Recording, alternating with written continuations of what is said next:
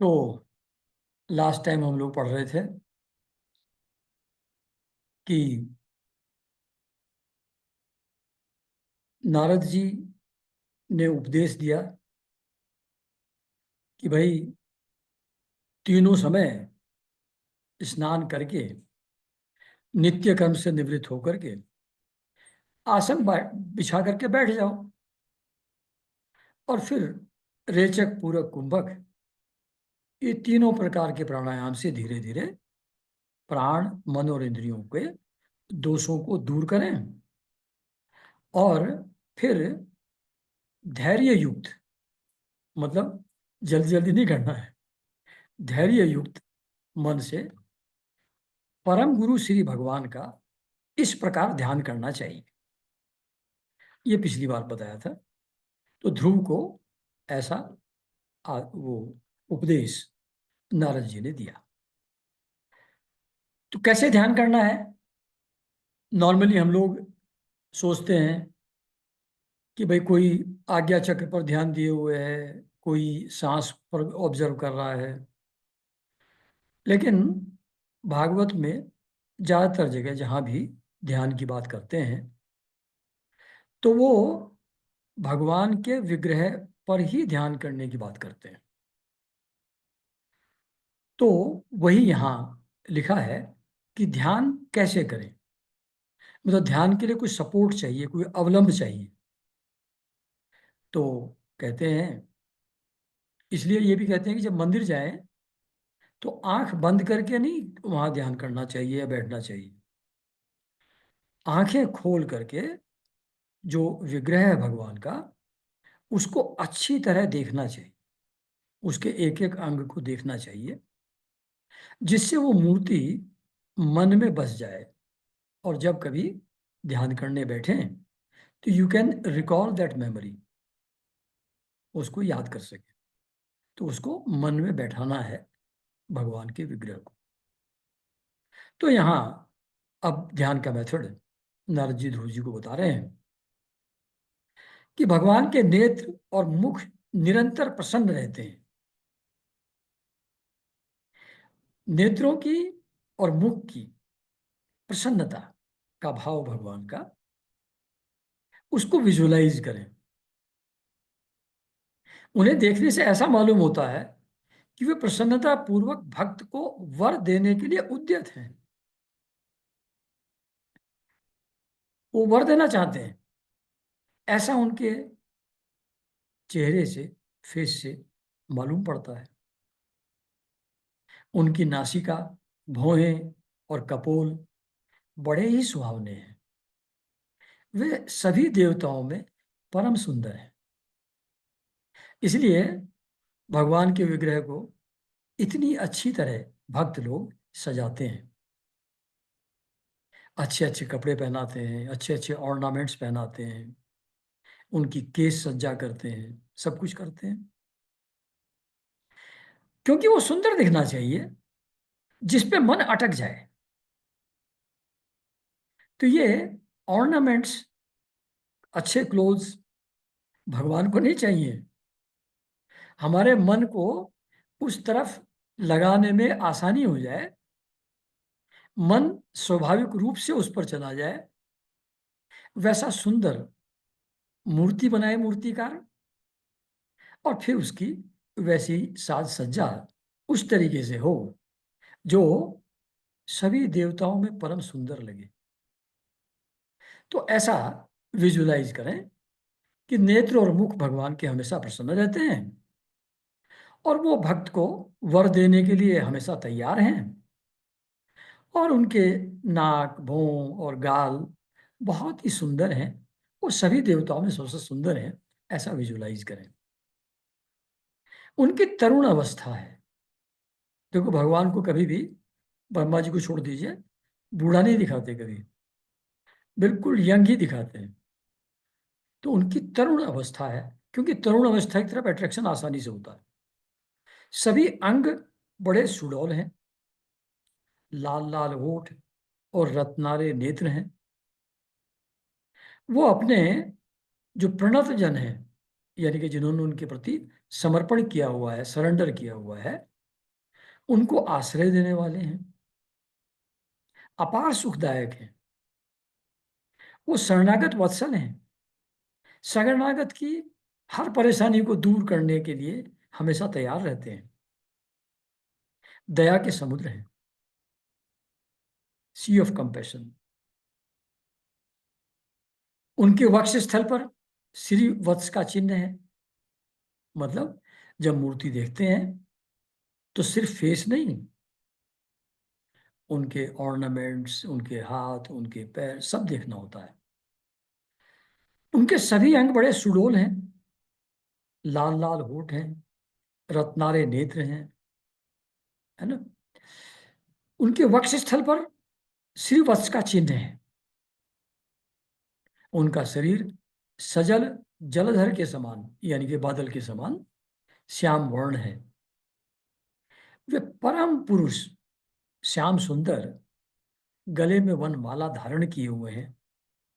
उनकी चार भुजाओं में, एक में शंख, एक में चक्र, एक में गदा और एक में पद्म यानी कि कमल सुशोभित है। उनके अंग प्रत्यंग, मतलब every part of his body, किरीट, कुंडल, केयूर और कंकण आदि आभूषणों से सुशोभित है। गले में कौस्तुभ मणि, गला उनकी कौस्तुभ मणि की शोभा को बढ़ा रहा है। ऑर्नामेंट्स की ब्यूटी उनके गले से और बढ़ जा रही है। और रेशमी पीतांबर पहने हुए हैं। उनकी जो कमर है, कटी प्रदेश, उसमें सोने की करदनी है, कंचन की करदनी है। चरणों में भी स्वर्णमय नुपुर हैं, पायजेब हैं। भगवान का स्वरूप बड़ा ही दर्शनीय है, एब्सोल्युटली शांत है, जैसे भगवान बुद्ध का दिखाते हैं, और मन और नयनों को आनंदित करने वाला है। तो ये जो इस तरीके से भगवान के विग्रह को विजुलाइज करके मन ही मन उनकी पूजा करते हैं, मानस पूजा करते हैं, तो उनके हृदय कमल में, अंतःकरण में वो आकर के विराज जाते हैं। तो अपने नख मंडित मनोहर पादार विंदों को स्थापित करके विराजते हैं। उनके जो पैर हैं, उनके नाखून हैं, उन नाखूनों से एक ज्योति निकलती है, प्रकाश निकलता है, जो कि बहुत ही मनोहर है। तो ऐसे अपने चरणों को हृदय कमल की कर्णिका पर, अंतःकरण में, उनको वहां स्थापित करके अपने पैर को इस प्रकार भगवान वहां विराजते हैं। ऐसी धारणा, ऐसी धारणा करना है मन ही मन। ये मानस पूजा है। इस प्रकार धारण करते करते, धारणा करते करते जब चित्त स्थिर और एकाग्र हो जाए, तब उन वरदायक प्रभु का मन ही मन इस प्रकार ध्यान करें कि वे मेरी ओर अनुराग भरी दृष्टि से निहारते हुए मंद मंद मुस्कुरा रहे हैं, है ना। एक ब्यूटीफुल स्माइल के साथ देख रहे हैं, मुस्कुरा रहे हैं। भगवान की जो मंगलमयी मूर्ति है, जब इसका इस प्रकार निरंतर ध्यान करने से मन शीघ्र ही परमानंद में डूबकर तल्लीन हो जाता है और फिर वहां से लौटता नहीं। ऐसा अट्रैक्शन है उसके अंदर। और ध्रुव को कहते हैं अपने नारद जी की राजकुमार, इस ध्यान के साथ जिस परम गुह्य मंत्र का जप करना चाहिए वो भी मैं तुमको बतलाता हूं, सुनो। इस मंत्र का अगर 7 रात लगातार जप करोगे तो मनुष्य आकाश में विचरने वाले सिद्धों का दर्शन कर सकता है। जो एस्ट्रल बॉडी में सेंट्स रहते हैं सब जगह, तो अगर 7 रात इस मंत्र का जप इस तरीके से मन को लगा करके भगवान के विग्रह में अगर करेंगे, तो सिर्फ 7 रात के अंदर जो एस्ट्रल बॉडी में आकाश में विचरने वाले जो सिद्ध हैं, मनुष्य उसका दर्शन कर सकता है। और वो मंत्र क्या है? वही आप सब लोग जानते हैं, ओम नमो भगवते वासुदेवाय। तो ओम नमो भगवते वासुदेवाय के साथ ये मंत्र का जप करो। किस देश और किस काल में कौन सी वस्तु उपयोगी है, इसका विचार करके बुद्धिमान पुरुष को इस मंत्र के द्वारा तरह तरह की सामग्रियों से भगवान की द्रव्यमयी पूजा करनी चाहिए। तो मन ही मन भी ध्यान करने के लिए कहा है, और साथ में जो भी सामग्री उपयुक्त है देश और काल के समय में, मतलब अलग अलग सीजन में अलग अलग टाइप के फ्रूट्स होते हैं। सुबह फ्लावर पर्टिकुलर टाइप के ज़्यादा अच्छे मिलते हैं। तो देश और काल के हिसाब से जैसी सामग्री प्राप्त हो सके, उसके हिसाब से उन सामग्रियों के द्वारा भगवान की द्रव्यमयी यानी कि सामग्रियों के साथ भगवान की पूजा करनी चाहिए। प्रभु का पूजन विशुद्ध जल, पुष्पमाला, जंगली मूल और फल आदि, दुर्वादि अंकुर, वन में ही प्राप्त करने वाले वलकर वस्त्र और उनकी प्रेसी तुलसी से करना चाहिए। तो ऐसा कोई कॉम्प्लिकेटेड चीजें नहीं करना है, बिल्कुल सिंपल तरीके से विशुद्ध जल, पुष्पमाला, जंगली मूल और फल, जो भी आसानी से अवेलेबल हो जाए काल और देश के हिसाब से, स्थान के हिसाब से, और दुर्वादि अंकुर और वन में ही प्राप्त होने वाले वलकर वस्त्र और तुलसी, इनके द्वारा भगवान की पूजा करें।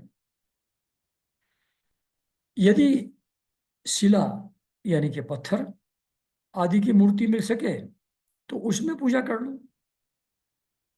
पत्थर की मूर्ति ना हो तो कोई बात नहीं, पृथ्वी या जल में ही भगवान की विजुलाइज करके आराधना कर लो। सर्वदा संयत चित्त, मननशील, शांत और मौन रहें। मतलब जब पूजा करें तो संयत चित्त, मन कंट्रोल में रहे, पूजा की तरफ रहे, मननशील रहे यानी कि भगवान का ही विचार मन में रहे, शांत रहे, मौन रहे, और जंगली फल मूल आदि का परिमित आहार करें। लिमिटेड खाए, बहुत ज्यादा ना करे, ओवर ईटिंग ना करे। जंगली फल मूल जो मिल जाए मौसम के हिसाब से उन्हीं को खा ले, और वो भी कम क्वांटिटी में खाए। इसके सिवा जो भगवान की अलग अलग अवतार लेकर के जो वो लीला करते हैं, जो मनोहर चरित्र उनके शास्त्रों में दिए हुए हैं, उनका भी मन ही मन चिंतन करता रहे। जैसे मान लो राम जी की आराधना कर रहे हैं, तो राम जी की जो पूरी स्टोरी है, पैदा हुए, फिर ठुमक ठुमक चल रामचंद्र चल रहे हैं, फिर बड़े हो गए, फिर विश्वामित्री जी ले गए उनको, फिर उनको ट्रेनिंग दी आर्म्स वार्म्स की, फिर स्वयंवर में चले गए, फिर वहां से आए, कैकेयी जी ने बाहर भेज दिया, फिर वहां वो उठा लेके, रावण जी उठा ले गए शूर्पणखा के। तो वो इस तरीके की जो लीला कथा है, उसका भी भगवान की पूजा करते हुए उसको भी अच्छी तरह से मनोहर चरित्र भगवान के जो हैं उनका मन ही मन चिंतन करता रहे। ऐसे ऐसे भी करते हैं कि मान लीजिए शिव भगवान की आप आराधना कर रहे हैं, नमः शिवाय बोल रहे हैं, तो जो जो आपने मंदिर देखे हैं, पशुपतिनाथ देखा है, ओंकारेश्वर देखा है, महाकाल देखा है, वहां गए थे तो वहां कैसा दिख रहा था, कैसे पूजा हो रही थी, उसके चारों तरफ का वातावरण कैसा था, शिवलिंग कैसा था, उसके ऊपर दूध या जो भी सुगंधित चीजें चढ़ाई जा रही थी वो कैसे थी, वो जो सीन था उसको विजुलाइज करते हुए नमः शिवाय का जप करेंगे। और जो भी उनके पुराण में शिव भगवान की कहानियां हैं, जीवन चरित्र है, उसको भी रिमेम्बर करें। तो ये सब चीजें ध्यान करते हुए करना है। प्रभु की पूजा के लिए जिन जिन उपचारों का विधान किया गया है उन्हें मंत्र मूर्ति श्री हरि को द्वादक्षा द्वादश अक्षर मंत्र के द्वारा ही अर्पण करें। मतलब जो भी दुर्वादी अंकुर रहने हैं, फल रखने हैं, जो भी उनको अर्पण करेंगे, दूध चढ़ाना है, शहद चढ़ाना है, पानी से धोना है, जो भी करते हैं उसको हर चीज को करते हुए द्वादश अक्षर बोलते रहे। ओम नमो भगवते वासुदेवाय बोला, एक चीज अर्पित किया, दोबारा बोला, दूसरी चीज अर्पित किया, लाइक दैट। प्रभु की पूजा के लिए ये तो हो गया। इस प्रकार जब हृदय स्थित श्री हरि का मन, वाणी और शरीर से भक्ति पूर्वक पूजन किया जाता है, जो द्रव्यमयी पूजा बताई, फूल चढ़ाना, फल चढ़ाना, वो शरीर से हो रही। जो ओम नमः भगवते वासुदेवाय बोल रहे हैं वो वाणी से बोल रहे हैं। मन ही मन उनकी लीलाओं का सोच रहे हैं, मन चिंतन मनन कर रहे हैं, वो मन से। तो हृदय स्थित हरि का मन, वाणी और शरीर से भक्ति पूर्वक पूजन किया जाता है। जब ऐसा करेंगे तब वे निश्चल भाव से भली भांति भजन करने, निश्चल भाव, कोई डिमांड नहीं है, पूजा करना ही अच्छा लगता है, उसी में आनंद है, उनके विग्रह का ध्यान करना ही अच्छा लगता है, वही सुंदर है। ये निश्चल भाव हुआ, इसमें कोई कामना, कोई डिजायर नहीं है। तब वे निश्चल भाव से भली भांति भजन करने वाले अपने भक्तों के भाव को बढ़ा देते हैं। उनके अंदर भक्ति भाव धीरे धीरे करके बढ़ता है। तो ये भक्ति भाव भी हम खुद जनरेट नहीं कर सकते। जब इस तरीके से भगवान को याद करेंगे, उनको पूजा प्रार्थना करेंगे, मन ही मन चिंतन करेंगे, तो भगवान उस भक्ति भाव को बढ़ा देंगे। और जब भक्ति भाव बढ़ जाता है तो धर्म, अर्थ, काम और मोक्ष, सभी तरीके का कल्याण वो अपने भक्त का करते हैं। सिर्फ मोक्ष नहीं, अर्थ और काम भी वो भी प्रोवाइड करते हैं।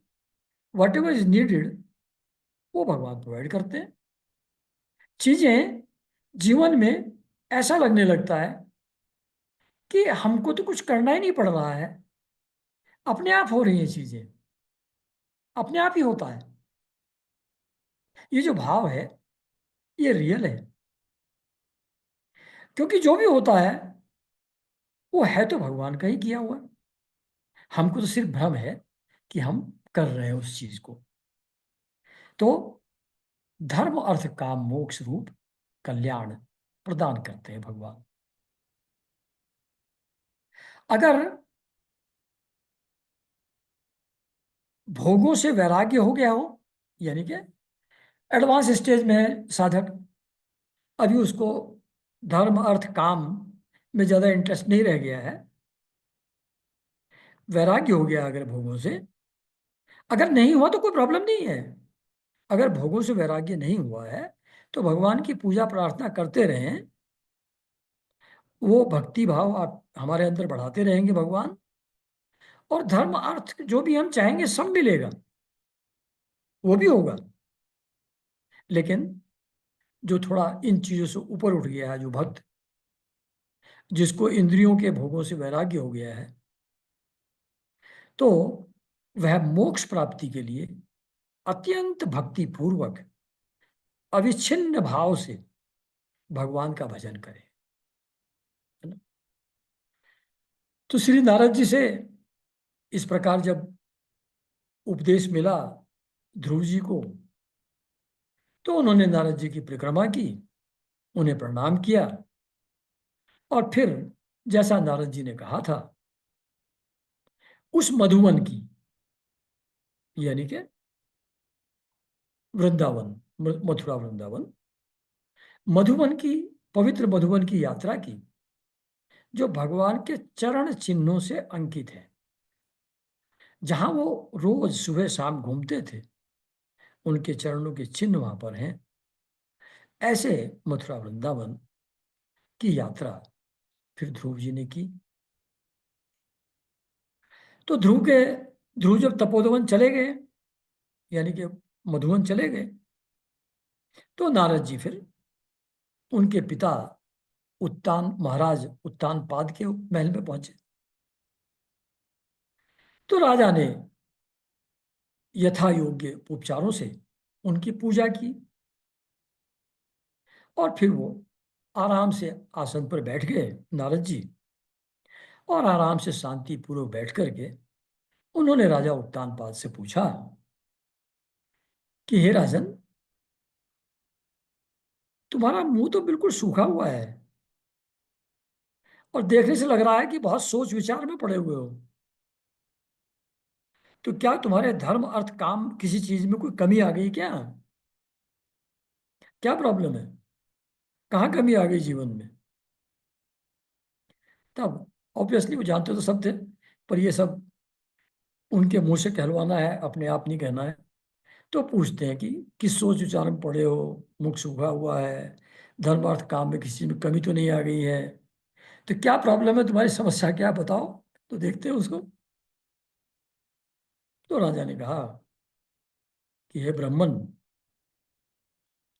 मैं बड़ा ही स्त्रैण हूं, मतलब स्त्रियों में आसक्त हूं, और निर्दय हूं। दया का लेश मात्र मेरे अंदर नहीं है। मैंने अपने 5 वर्ष के नन्हे से बच्चे को उसकी माता के साथ घर से निकाल दिया। मुनिवर, वह बड़ा ही बुद्धिमान था। हम सब लोगों को जब कोई इवेंट पास होकर पास्ट में चला जाता है, तब समझ आती है, बुद्धिमानी तब आती है। जब वो सामने बैठ करके गोद में चढ़ना चाह रहा था, तब बुद्धिमान उसको नजर नहीं आ रहा था वो। अब जब घर छोड़ के चला गया, अब कहते हैं मुनिवर, वह बड़ा ही बुद्धिमान था। ऐसी वो जो सती जी थी, बाद में जब प्रॉब्लम पैदा होती है, तब सारी महानता महादेव जी की उनको समझ में आती है, कि वो तो देव देव महादेव सबसे ऊपर है, वो तो सबकी आत्मा है, सब समझ में आता है उनको, सर्वशक्तिमान है, फलाना है, ठिकाना है। लेकिन जब वो कह रहे थे कि वहां मत जा, प्रॉब्लम हो जाएगी, तब उनको महानता समझ में नहीं आ रही, तब नहीं सुन रही थी, तब चली गई पर पटकते हुए, है ना। तो हम सब लोग वो आफ्टर द इवेंट बुद्धि को प्राप्त होते हैं।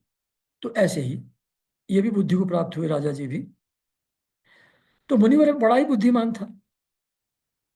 उस बेचारे का मुंह मुख भूख से कुंभला गया होगा, बेचारा कहाँ गया होगा, थक गया होगा चलते चलते, कहीं रास्ते में पड़ा होगा।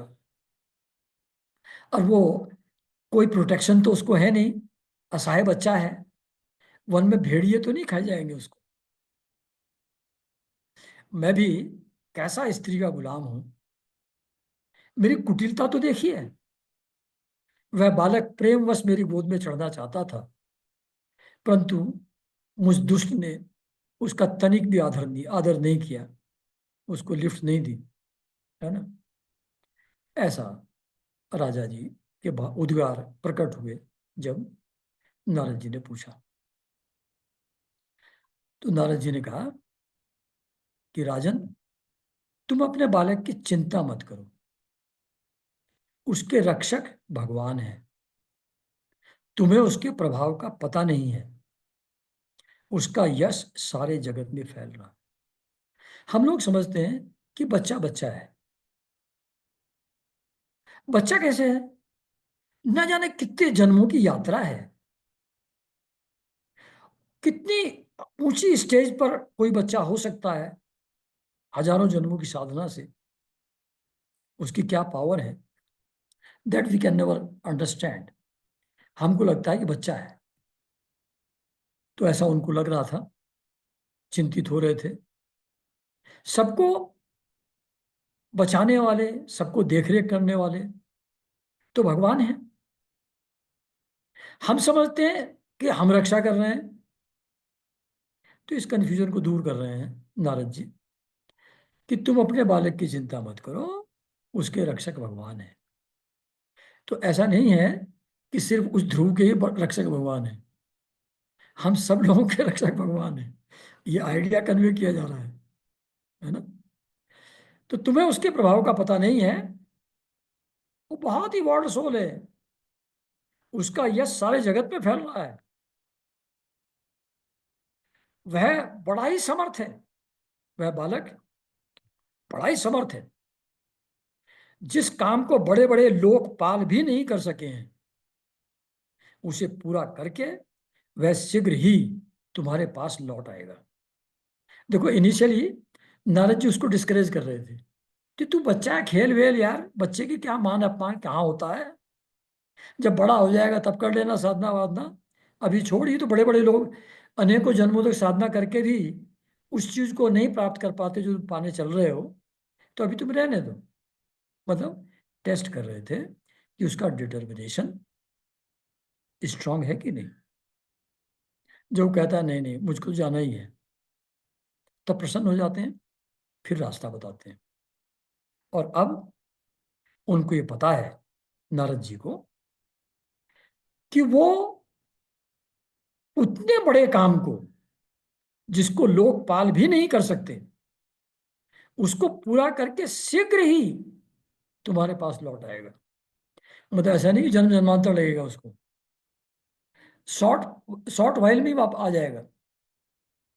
और उसके कारण तुम्हारा भी यश बहुत बढ़ेगा। उत्तान पाद को भी लोग जानेंगे, अरे वो ध्रुव के पिताजी थे। तो तुम्हारा यश बहुत बढ़ेगा ध्रुव के कारण से। तो ये कहानी सुना रहे हैं मैत्रेय जी नारद जी को। अच्छा, नहीं I am sorry, Vidur ji को। तो मैत्रेय जी कहते हैं विदुर जी को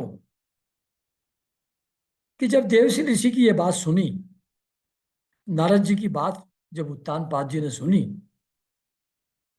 तो राजपाट की ओर से थोड़ा उदासीन हो गए, वो इनडिफरेंट हो गए।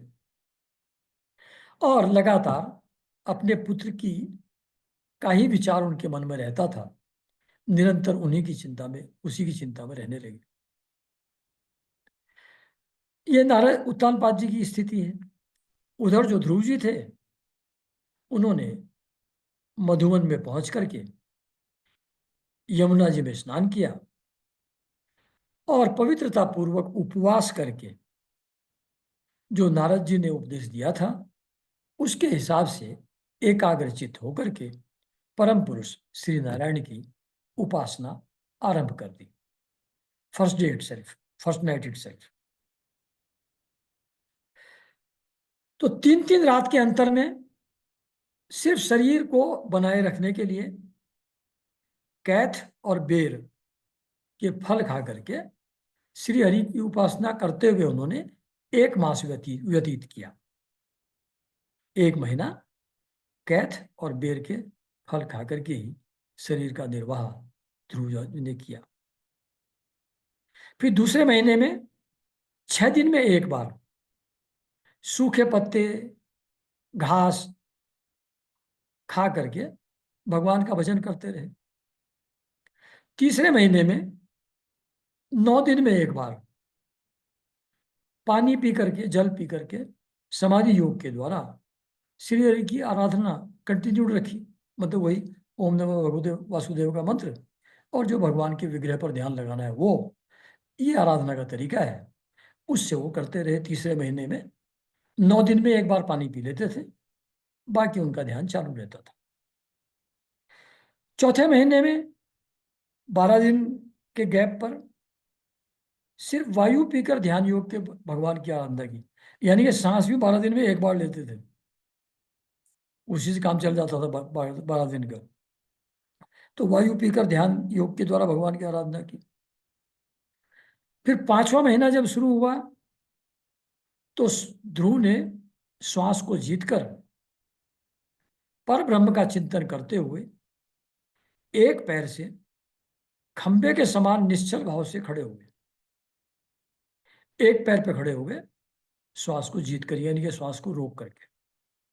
पांचवा महीने में उन्होंने शब्द, विषय और इंद्रियों के नियामक अपने मन को सब ओर से खींच लिया और हृदय श्री हरि के स्वरूप का चिंतन करते हुए चित्त को किसी दूसरी ओर न जाने दिया। पांचवें महीने में एक पैर पर खड़े होकर के, श्वास रोक करके भगवान के स्वरूप का चिंतन करते रहे। और चिंतन इतना एकाग्र चित्त से था कि मन किसी और न जाने दिया। उन्होंने मन पर एब्सोल्यूट कंट्रोल कर दिया। ऐसा कहते हैं कि श्वास पर जब कंट्रोल हो जाता है, मन में जो लहरें उठती हैं, चित्त में जो लहरें उठती हैं, जैसे नॉर्मल लेक के अंदर भी लहरें उठती हैं तो पानी से, हवा से उठती है ना। हवा चलती है तो लहरें उठती है, हवा नहीं होती तो नहीं उठती। ऐसे ही कहते हैं कि अगर वायु यानी कि श्वास को कंट्रोल कर लिया जाए तो मन भी कंट्रोल में आ जाता है, वो भी निश्चल हो जाता है, वो भी एक जगह रुक जाता है, वो बिल्कुल शांत हो जाता है ना। तो चित्त को किसी और दूसरी तरफ नहीं जाने दिया, भगवान के विग्रह में ही लगाए रखा। जिस समय उन्होंने महद आदि, वो महद तत्व जो आप लोग सुनते थे बार बार, प्रकृति से महद तत्व बनता है, महद तत्व से फिर त्रिवद अहंकार बनता है। तो जो महद आदि तत्व हैं, उनके आधार और प्रकृति और पुरुष के भी अधीश्वर पर ब्रह्म की धारणा की। भगवान की निर्गुण, भगवान की जो प्रकृति और पुरुष के भी नियामक हैं, सोर्स हैं, कंट्रोलर हैं,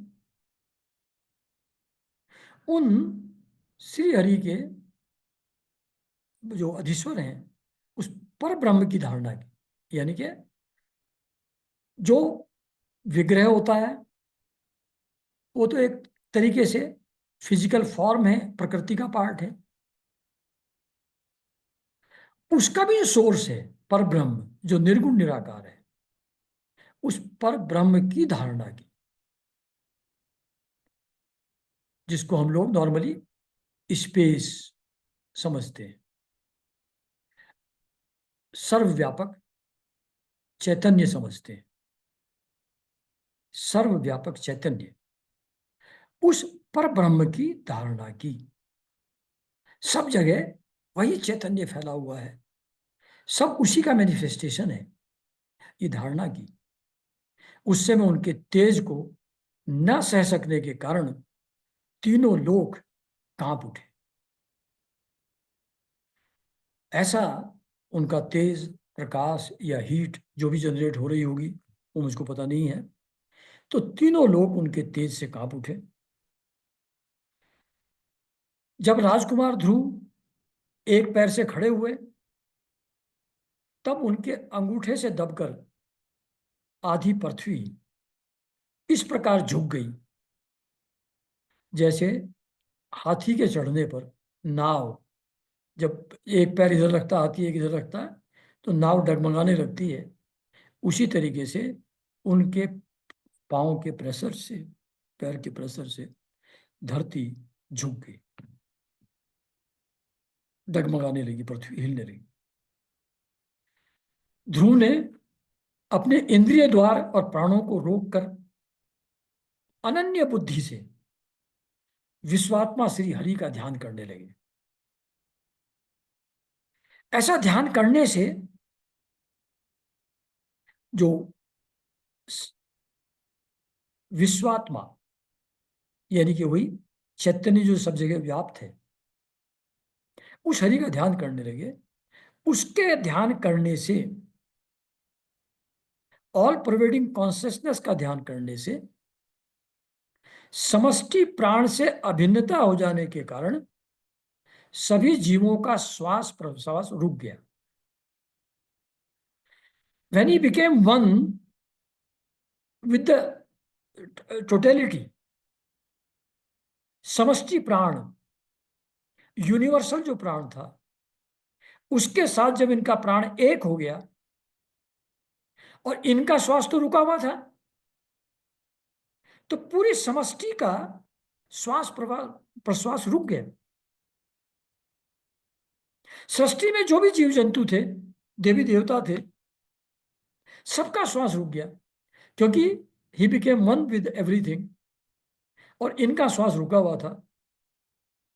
कॉन्सिक्वेंटली सबका श्वास रुक गया। तो इससे सभी लोक और लोकपालों को बड़ी पीड़ा हुई, दम घुटने लगा सबका, सांस बंद हो गई। तो घबरा करके सब के सब श्री हरि की शरण में गए। तो देवताओं ने कहा कि हे भगवान, समस्त स्थावर जंगम जीवों के शरीरों का प्राण एक साथ ही रुक गया है। अब देखो इंपॉर्टेंट चीज, स्थावर जंगम जीवों के शरीरों का प्राण एक साथ ही रुक गया है। स्थावर का भी यानी कि पेड़ पौधे जो हैं उनका भी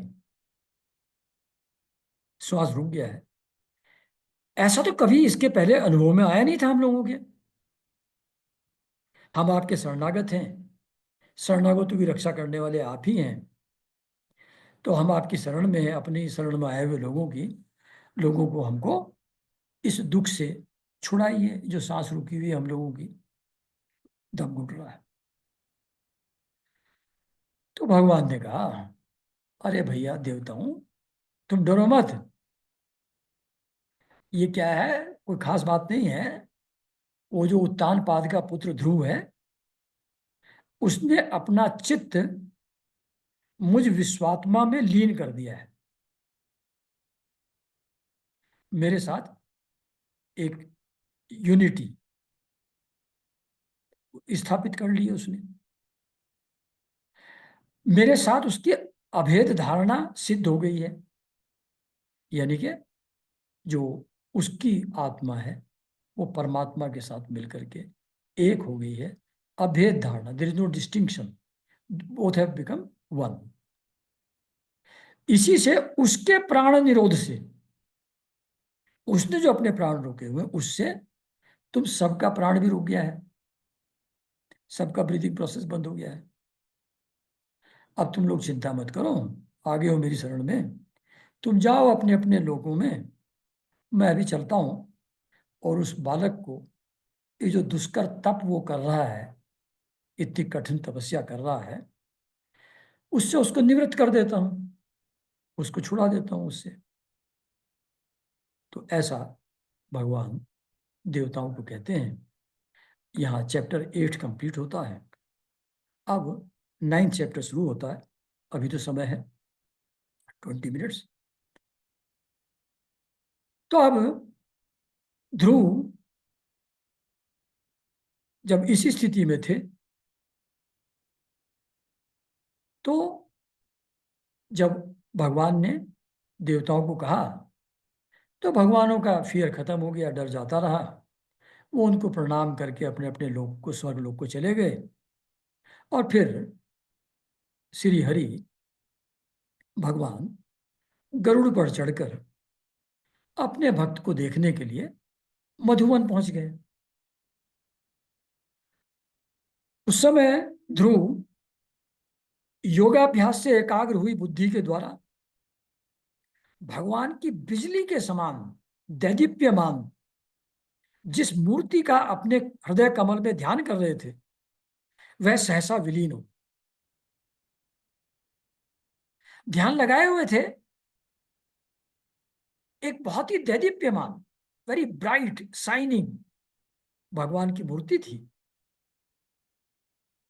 वो दिख रही थी बहुत चमकती हुई उनको। जैसे तो अचानक वो मूर्ति गायब हो गई। तो घबरा गए वो कि मेरे ध्यान का अवलंब कहाँ गया।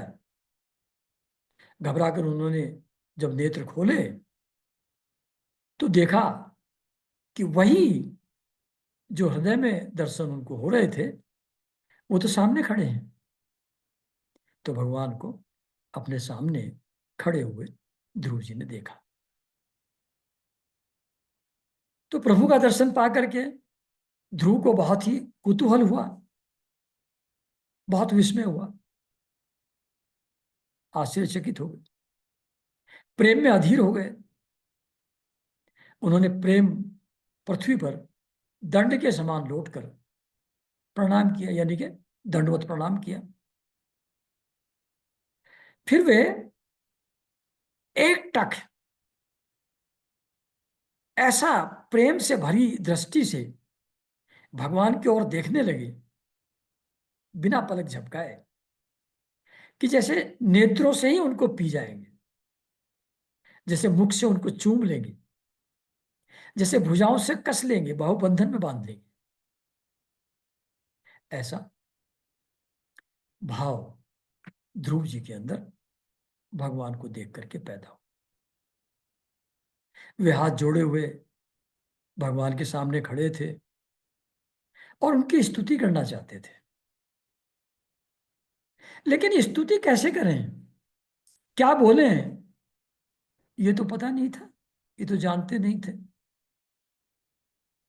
तो भगवान ने देखा कि ये बेचारा कुछ कहना चाह रहा है, कहने के लिए शब्द नहीं है। तो उन्होंने उसके ऊपर कृपा करते हुए अपना जो वेदमय शंख है, जिससे वेदों की उत्पत्ति होती है, उस शंख को ध्रुव जी के गाल से स्पर्श करा दिया, छुआ दिया।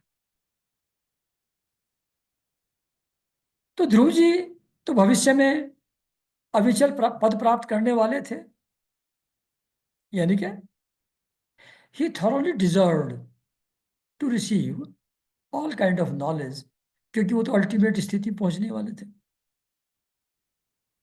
तो क्योंकि he was deserving, he was eligible to receive, उनके अंदर पात्रता थी, तो शंख का स्पर्श होते ही उन्हें वेदमयी दिव्य वाणी प्राप्त हो और जीव और ब्रह्म के स्वरूप का भी निश्चय हो गया। जीव क्या है, ब्रह्म क्या है, ये भी अच्छी तरह उनके अनुभव में आ गया। वे अत्यंत भक्ति भाव से धैर्य पूर्वक विश्वविख्यात कीर्तिमान श्री हरि की स्तुति करने लगे। अब ध्रुव जी जो शंख के स्पर्श से वेदों के द्वारा ज्ञान प्राप्त हुआ, वेदों का ज्ञान प्राप्त हुआ, उससे स्तुति प्रारंभ किया। तो स्तुति तो आप लोग जानते हैं क्या होता है, तो वही अब रिपीट होगा फिर से। प्रभु, आप सर्वशक्ति संपन्न हैं, ऑल पावरफुल है आप। और ये मैं नहीं बोल रहा हूं, अंतःकरण में प्रवेश करके अपने तेज से आपने ही मेरी सोई हुई वाणी को सजीव किया है। मेरे हाथ पैर कान और त्वचा जो हैं, और जो अन्य इंद्रियां हैं, प्राण हैं, इनको चेतनता देने वाले आप ही हैं। अदरवाइज तो ये सब डेड ऑर्गन्स हैं। इनके अंदर चेतना का संचार तो आपसे ही होता है। तो मैं ऐसे जो मेरी वाणी को भी सजीव करते हैं, जो मेरी इंद्रियों को भी एक्टिव करते हैं, जो मेरे इंद्रियों और प्राणों को भी चेतनता प्रदान करते हैं, ऐसे अंतर्यामी भगवान को मैं प्रणाम करता हूं। भगवान, भगवान, आप एक ही हैं, पर अपनी अनंत गुणमयी माया शक्ति से महद आदि संपूर्ण प्रपंच को रचकर अंतर्यामी रूप से उसी में प्रवेश कर जाते हैं।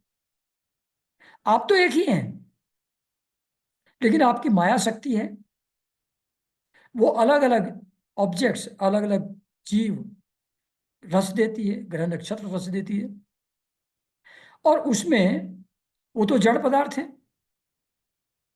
उनमें आप अंतर्यामी रूप से प्रवेश कर जाते हैं, तो फिर उनके अंदर चेतना का आभास हो जाता है। उनको ऐसा लगने लगता है as if they are independent beings, और जो इंडिपेंडेंटली एक्ट कर सकते हैं, ऐसा आभास चेतना का उन लोगों को हो जाता है। फिर इंद्रिय आदि जो उनके हैं, उनको एक्टिव करने के लिए हर इंद्रिय के लिए एक एक देवता है। जैसे आंख के लिए सूर्य है, कान के लिए दिशाएं हैं, घ्राण के लिए अश्विनी कुमार हैं। तो वो अधिष्ठात्र देवता के रूप में भी आप ही हैं, और आप अग्नि, वायु एटसेट्रा अलग अलग अधिष्ठात्र देवताओं के रूप में भासते हैं। ऐसा लगता है जैसे वो अलग अलग हैं, लेकिन वो आप ही हैं उन सब रूपों में भी। ठीक वैसे ही जैसे तरह तरह की लकड़ियों में प्रकट हुई आग अपनी उपाधियों के अनुसार भिन्न भिन्न रूपों में भासती है। छोटी बड़ी टेढ़ी वेढ़ी जैसी भी लकड़ियां हैं, उसकी हिसाब से उसकी आग अलग अलग तरीके की दिखाई पड़ती है, लेकिन आग तो एक ही है, उस रूप से फर्क तो पड़ता नहीं है। तो वही जो शुरू में कहा गया चतुर्विशी और चतुर्श्लोकी भागवत में, कि वो एक ही हैं, अलग अलग रूप में भासते हैं माया के कारण से। तो वही यहाँ बात फिर से कही जा रही है। इसको ठोक ठोक करके बताते रहेंगे, जिससे धीरे धीरे दिमाग में बैठ जाए। नाथ, सृष्टि के आरंभ में ब्रह्मा जी ने भी आपकी शरण लेकर आपके दिए हुए ज्ञान के प्रभाव से ही इस जगत को सोकर उठे हुए पुरुष के समान देखा था।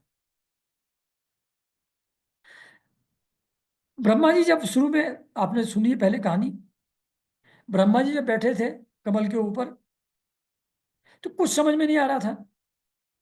इधर उधर घुमा के देखा, मैं कहां से आ गया, मैं कौन हूं, कहां से प्रकट हो गया, कहां बैठा हूं मैं। आश्चर्यचकित हो गए, कुछ समझ में नहीं आया। तो अब क्या करें? तो भगवान की फिर भगवान का तपस्या करने में लगे, ध्यान करने में लगे। तो जब ब्रह्मा जी को कुछ समझ नहीं आया, वो शरणागत हो गए भगवान के, उनका ध्यान करने लगे, तप करने लगे, तब आपके द्वारा दिए हुए ज्ञान से ही उन्होंने सृष्टि कैसे करना है उस चीज को अपने अंतर में वैसे देखा, जैसे सो करके उठे हुए आदमी को बाहर की चीजें दिखती हैं। दीन बंधु, उन्हें आपके चरण तल का मुक्त पुरुष भी आश्रय लेते हैं,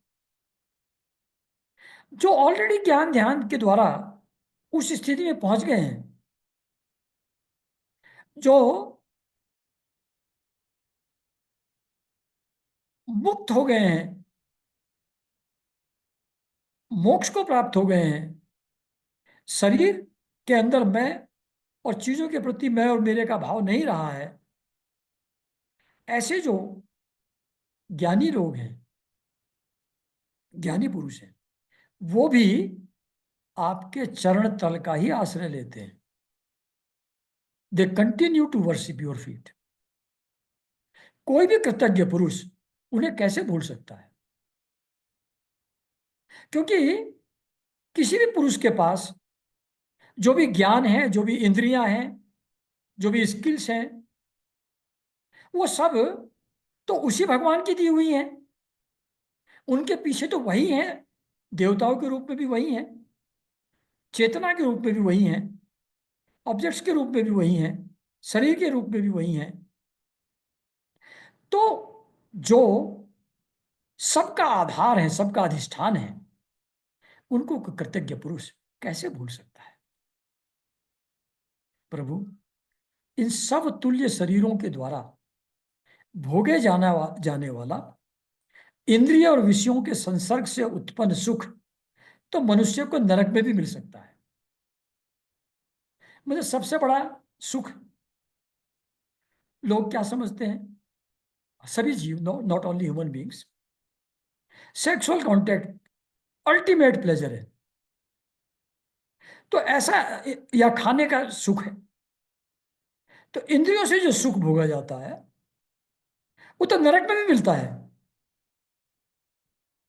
जो ऐसे सुख के लिए लालायित रहते हैं वो जन्म मरण के बंधन से छुड़ा देने वाले आपके कल्प तरु स्वरूप, जो आपको पाने के अलावा किसी भी और चीज को पाने के उद्देश्य से जो व्यक्ति आपकी उपासना करता है, ऐसे ऑब्जेक्ट्स को पाने के लिए, ऐसे इंद्रिय सुख को पाने के लिए जो नरक में भी मिल सकते हैं, उसके लिए जो आपकी उपासना करता है, अवश्य ही उसकी बुद्धि आपकी माया के द्वारा ठगी गई है। आपकी माया से बेचारा फंस गया है, ऐसी चीजें मांग रहा है जो अपने आप ही मिलती रहती हैं, प्रारब्ध के हिसाब से मिलती रहती हैं, जो नरक में भी उपलब्ध है, जो हर योनि में उपलब्ध है। ऐसी चीजें मांग रहा है। और जबकि आप तो कल्पतरु हैं, आप तो कुछ भी दे सकते हैं, लेकिन मांगता है ऐसी फालतू चीजें जो टेम्परेरी भी हैं, ट्रांजिटरी हैं, मोमेंट्री भी हैं, और कुछ रहती तो है नहीं कुछ समय बाद। नाथ, आपके चरण कमलों का ध्यान करने से और आपके भक्तों के पवित्र चरित्र सुनने से प्राणियों को जो आनंद प्राप्त होता है वह निज आनंद स्वरूप ब्रह्म में भी नहीं मिल सकता। अब देखिए क्या कह रहे हैं। जो ज्ञानी है, जो वैराग्य से एक्सटर्नल चीजों से फ्री हो गया है, जो अपने आत्मा की आनंद में ही डूबा हुआ है, जो सुख दुख के द्वैत के पार चला गया है, ऐसा जो निज आनंद स्वरूप ब्रह्म में जो आनंद मिलता है व्यक्ति को, वो कुछ भी नहीं है। उससे ज्यादा सुख उन लोगों को मिलता है जो आपके चरण कमलों का ध्यान करते हैं, जो आपके भक्तों के पवित्र चरित्र को सुनते हैं। आपके चरण कमलों का ध्यान और आपके भक्तों के पवित्र चरित्र सुनने से प्राणियों को जो आनंद मिलता है वो सेल्फ रियलाइजेशन से आनंद स्वरूप ब्रह्म में भी नहीं मिलता। वो भक्त मोक्ष नहीं चाहते, वो भगवान से मिलना चाहते हैं, भगवान की सेवा करना चाहते हैं। मिलन में सुख है, सब कुछ खो जाने में सुख नहीं है। तो यहाँ ये कह रहे हैं कि ज्ञानी को जो निज आनंद स्वरूप ब्रह्म में आनंद मिलता है वो तुच्छ है। उससे बहुत हायर कैटेगरी का जो ज्ञान ज्ञान वो आनंद है, वो भगवान के चरण कमलों का ध्यान और भक्तों के चरित्र सुनने से प्राणियों को मिलता है। और ये जो पूजा प्रार्थना करके स्वर्ग पहुंचते हैं लोग, उनको तो ये सुख मिल ही कैसे सकता है? उनको तो टाइम कंप्लीट हो जाता है उनका, पुण्यक्रम क्षीण हो जाते हैं, काल उनको काट डालता है, और नीचे यही जमीन पर लाके पटक दिए जाते हैं। तो स्वर्ग में तो वो सुख हो ही कैसे सकता है? तो ना ज्ञान में है, ना स्वर्ग में है वो सुख, जो सुख भगवान के चरणों के चिंतन और उनके भक्तों की कथाएं सुनने में। अनंत परमात्मन, मुझे तो आप उन विशुद्ध हृदय महात्माओं का संग दे दीजिए, महात्मा भक्तों का संग दे दीजिए, जिनका आप में अविच्छिन्न भक्ति भाव है, अविच्छिन्न, डिस्ट्रैक्ट नहीं होते वो, बिल्कुल निश्चल रूप से भगवान में ही लगा है। उनके संग से मैं आपके गुणों और लीलाओं की कथा सुधा को पीकर उन्मत्त हो जाऊंगा, मस्त हो जाऊंगा, और सहज ही इस अनेक प्रकार के दुखों के से पूर्ण भयंकर संसार सागर के उस पार पहुंच जाऊंगा। तो कहते हैं सबसे बड़ी चीज जो भगवान दे सकते हैं, जिसको भक्त लोग मांगते हैं भगवान से, वो है महात्मा भक्तों का संग। वो महात्मा, वो भक्त जिनका मन पूर्ण रूप से भक्ति भाव से भगवान में ही लगा है, जो भगवान के गुणों और लीलाओं की ही कथा में मस्त रहते हैं, उसी कथा सुधा को पी करके मैं भी उन्मत्त हो जाऊंगा, मस्त हो जाऊंगा, और सहज ही जब उसमें उन्मत्त हो जाऊंगा, लीलाओं कथाओं में जब डूब जाऊंगा, तो ये भयंकर जो संसार सागर है, इसके उस पार मैं पहुंच जाऊंगा। तो हे कमलनाथ प्रभु, जिनका चित्त आपके चरण कमल की सुगंध में लुभाया हुआ है, ये मेटाफर नहीं है, ये रियल है। भगवान के जो चरण हैं उनमें कमल सी सुगंध आती है। एक बार हमारे गुरु जी कह रहे थे कि आज रात मैं पूरी रात महाराज के चरणों में ही पड़ा रहा। क्या आनंद, क्या सुगंध। तो हे कमलनाथ प्रभु, जिनका चित्त आपके चरण कमल की सुगंध में लुभाया हुआ है, उन महानुभावों का लोग, जो लोग संग करते हैं, who get to be in company with such saints, जिनका मन आपके चरण कमलों की सुगंध में लुभाया हुआ है, वे अपने इस अत्यंत प्रिय शरीर और संबंधी पुत्र मित्र ग्रह स्त्री आदि की सुधि भी नहीं करते।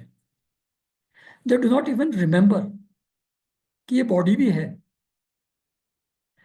पत्नी भी है, पति भी है, घर भी है, बच्चे भी हैं, उसका कोई ख्याल भी उनको नहीं आता। वो ऐसा मस्त हो जाते हैं लीला कथाओं को सुन करके उन भक्तों से जिनका मन भगवान के चरण कमलों की सुगंध में डुबाया हुआ है।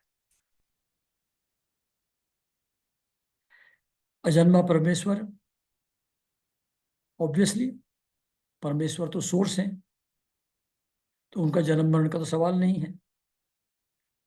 मैं तो पशु वृक्ष पर्वत पक्षी सांप आदि, देवता दैत्य मनुष्य आदि से परिपूर्ण और महद आदि अनेकों कारणों से संपादित आपके इस सद सदात्मक स्थूल विश्व को ही जानता हूं।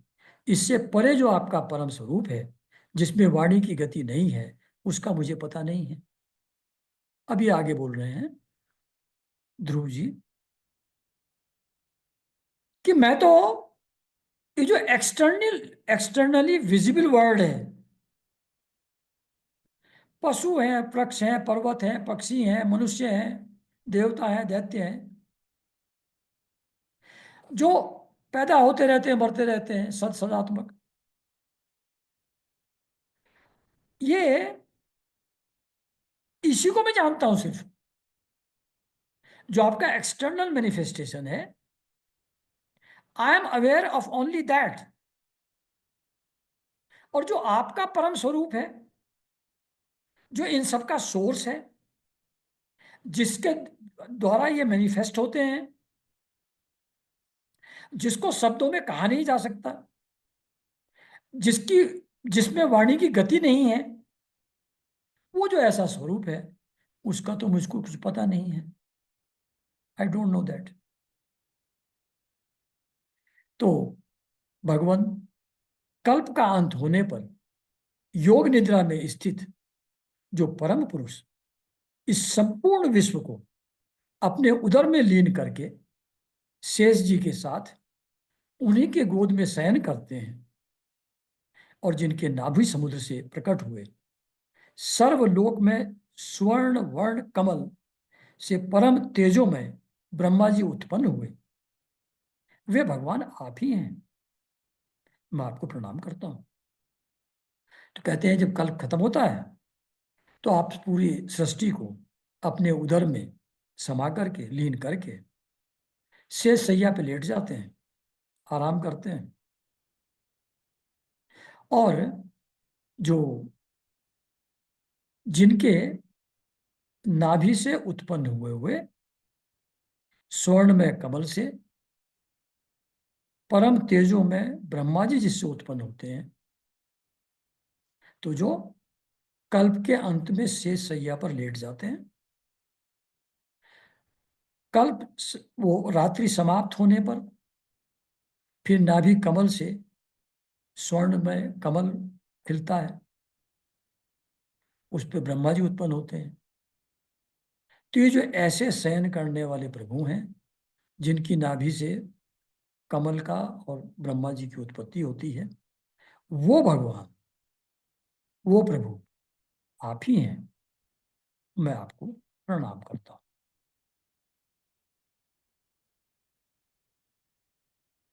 हाँ, इसको कंप्लीट कर लेते हैं। 3 4 मिनट और लगेगा।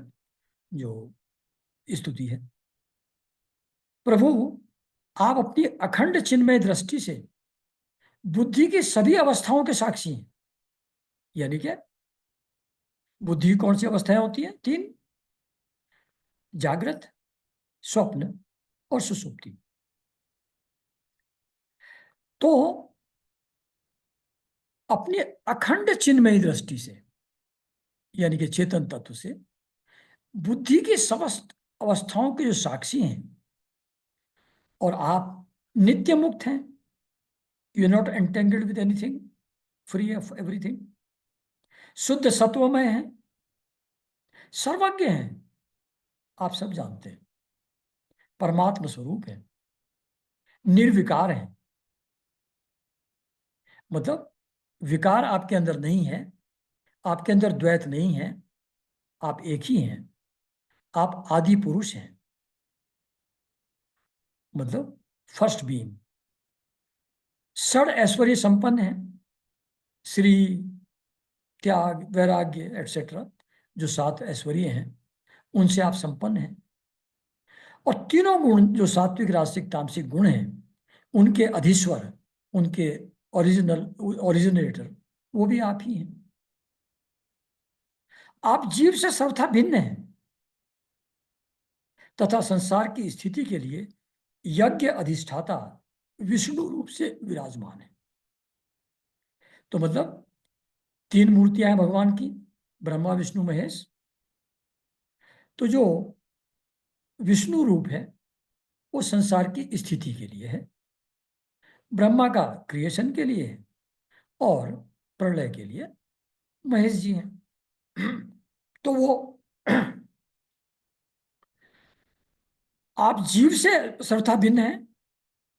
जो अलग अलग जीव दिखाई पड़ते हैं, मनुष्य दिखाई पड़ते हैं, देवता दिखाई पड़ते हैं, उनसे आप बिल्कुल अलग हैं, और विष्णु रूप से संसार को स्थिर रखते हैं मर्यादा के अंदर। आपसे ही विद्या, अविद्या आदि विरुद्ध गतियों वाली अनेकों शक्तियां धारावाहिक रूप से निरंतर प्रकट होती रहती हैं। विद्या भी आप ही की है, अविद्या भी वो आप ही। विद्या क्या है? एकत्व का ज्ञान। जीवात्मा परमात्मा एक ही है, सब कुछ एक ही है, ये विद्या है। अविद्या द्वैत, डुअलिटी। ये दोनों, विद्या भी आप ही की है, अविद्या भी आप ही की है, ये विरुद्ध गतियों वाली हैं। ऐसी अनेकों शक्तियां आपके अंदर से धारा की तरह, जल धारा की तरह प्रवाहित होती रहती है निरंतर। आप जगत के कारण हैं, अखंड हैं, अनादि हैं। अखंड होंगे ही, अगर एक ही हैं तो खंड कहां से आएगा? अनादि हैं, जो सबका सोर्स है उसका सोर्स कहां से आएगा? अनादि है, अनंत है, देयर इज नो एंड। जैसे आकाश है, वी कैन नॉट विजुलाइज कि ये कहां तक है। मन फाइनाइट को ही सोच पाता है, अंत ही नहीं है। ये शब्द है हमारे लिए, अनुभव की चीज नहीं है। हम विजुलाइज नहीं कर सकते कि अंतहीन भी कुछ हो सकता है। तो आप अनंत हैं, आनंदमय हैं, यानी कि सुख दुख के परे हैं। आनंद मीन्स जो सुख और दुख के बियॉन्ड है, शांत अवस्था। आप निर्विकार हैं, ब्रह्म स्वरूप हैं, सब कुछ आप ही हैं। मैं आपकी शरण में हूं भगवान। आप परमानंद मूर्ति हैं। जो लोग ऐसा समझकर निष्काम भाव से आपका निरंतर भजन करते हैं, उनके लिए राज्य आदि भोगों की अपेक्षा आपके चरण कमलों की प्राप्ति ही भजन का सच्चा फल है। आपको जो परमानंद मूर्ति समझते हैं, उनको आपके चरणों के सिवाय, आपके मूर्ति के सिवाय कुछ नहीं चाहिए। ऐसे निष्काम भाव से जो आपका भजन करते हैं, उनके लिए राज्य और भोग, ये सब चीजें बड़ी तुच्छ हैं। वो जो आपके चरण कमलों की प्राप्ति के लिए सिर्फ भजन करते हैं और कुछ नहीं उनको चाहिए, ऐसा भजन ही सच्चा फल है। स्वामी, यद्यपि बात ऐसी ही है, तो भी गौ जैसे अपने तुरंत जन्मे हुए बछड़े को दूध पिलाती है और व्याघ्र आदि से बचाती रहती है, इसी प्रकार आप भी भक्तों पर कृपा करने के देकर कर देने के लिए निरंतर विकल रहने के कारण हम जैसे सकाम जीवों की भी कामना पूर्ण करके उनकी संसार भय से रक्षा करते हैं। तो ध्रुव जी को शंख के गाल पर स्पर्श होने से इंटेलेक्चुअली बातें समझ में आ गई। इंटेलेक्चुअली समझ में आ गया कि जो निष्काम भाव से भजन करता है आपकी परमानंद मूर्ति का, उसके लिए राज्य भोग ये सब चीज कुछ नहीं है। आपके चरण कमलों की प्राप्ति ही भजन का सच्चा फल है। लेकिन मैं तो बेचारा, मुझको तो कुछ चाहिए। जैसे गाय अपने तुरंत पैदा हुए बच्चे को दूध पिलाती है और व्याघ्र आदि चीजों से रक्षा करती है, तो आप भी अपने भक्तों पर कृपा करने के लिए निरंतर विकल रहते हैं, इंटरेस्टेड रहते हैं। तो हमारे जैसे जो सकाम जीव हैं, जिनको कुछ वर्ldly चीजें चाहिए, उनकी भी तो आप कामना पूर्ण करते हैं ना, उनकी भी इस संसार भय से रक्षा करते हैं ना। तो मुझको तो कुछ ऐसे ही कर दीजिए। सब समझने के बाद मांग ये रहे। तो यहां पर उनकी स्तुति समाप्त होती है और फिर जो इस स्तुति को सुनकर के मैत्रेय जी विदुर जी को कह रहे हैं कि ऐसे शुभ संकल्प वाले मतिमान ध्रुव जी ने जब भगवान की स्तुति की, तब भक्त वत्सल भगवान उनकी प्रशंसा करते हुए इस प्रकार कहने लगे। वो क्या कहने लगे, वो अगले संडे को हम लोग पढ़ेंगे आगे। तो नमस्कार एवरीबॉडी।